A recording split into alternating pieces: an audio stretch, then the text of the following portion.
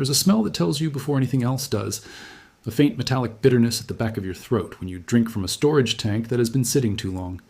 Most people blame the pipes, some blame the well. Nobody looks at what is missing.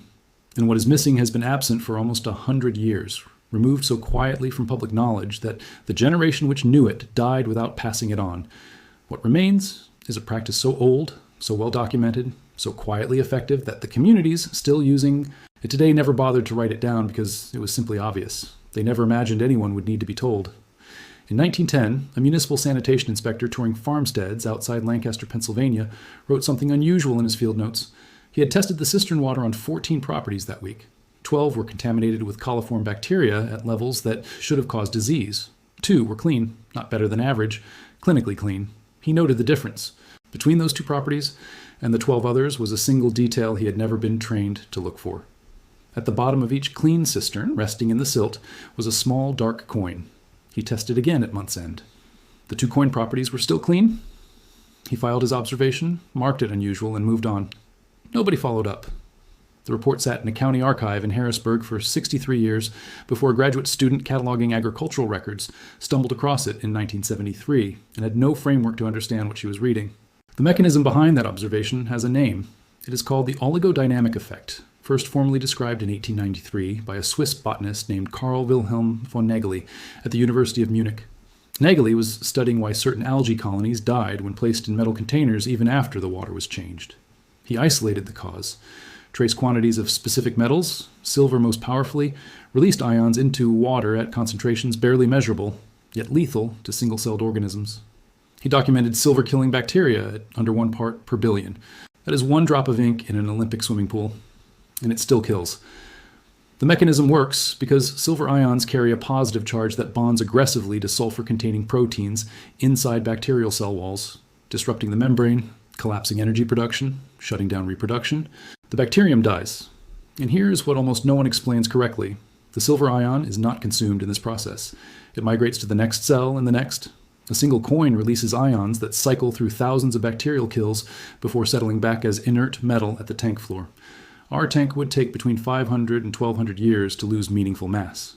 What happened to this knowledge is not a mystery if you follow the money. For the first 3 decades of the 20th century, silver compounds were standard antimicrobial agents in American medicine. Silver nitrate was routine in wound treatment. Silver-coated catheters appeared in surgical wards. Then 1928 arrived.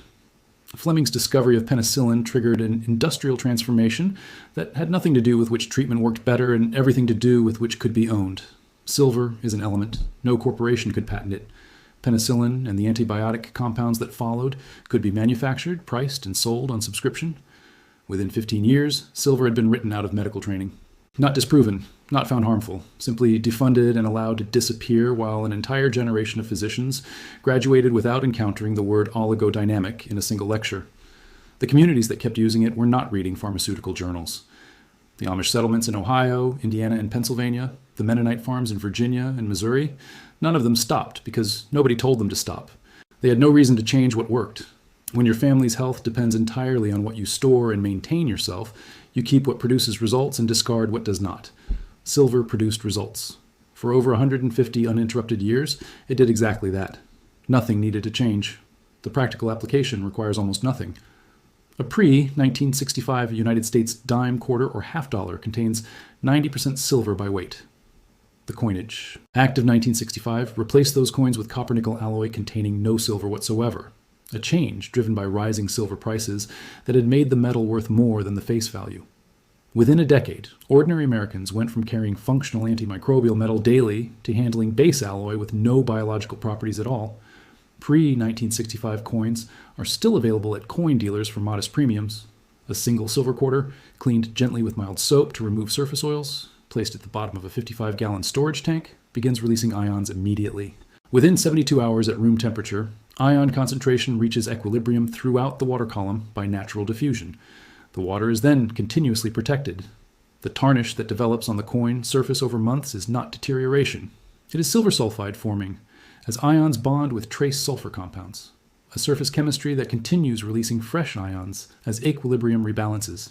Cleaning the coin interrupts this process. The Amish families, maintaining cisterns across 4 and 5 generations, understand this without instruction. The coin goes in and stays in.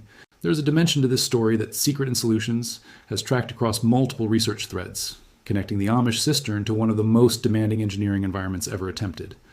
In 1962, NASA engineers preparing for the Gemini program faced a water storage problem with no margin for error. Chlorine outgassed dangerously in sealed cabins. Iodine caused thyroid complications during extended exposure. Ultraviolet sterilization treated water at the point of use, but offered nothing against recontamination inside storage tanks. After systematic testing, the agency adopted silver ion generation at approximately 50 parts per billion, injected continuously into the spacecraft water supply. That system flew on every Apollo mission. A modernized version operates on the International Space Station today. The documentation exists in NASA Technical Memorandum Archives, publicly accessible. The engineers solved a new problem with an answer already tested across centuries, and the old answer held up under conditions no technology had previously demanded of it. Meanwhile, the average American household spends between $700 and $900 annually on bottled water and replacement filter cartridges. Over 30 years of home ownership, that approaches $25,000 per family. The entire expenditure addresses a problem that a coin costing under $40 would solve permanently. This is not an argument against modern infrastructure. It is an observation about what happens when a cheap, unpatentable, permanent solution is quietly removed from public knowledge and replaced with an expensive, recurring, brand-dependent alternative. That replacement was deliberate.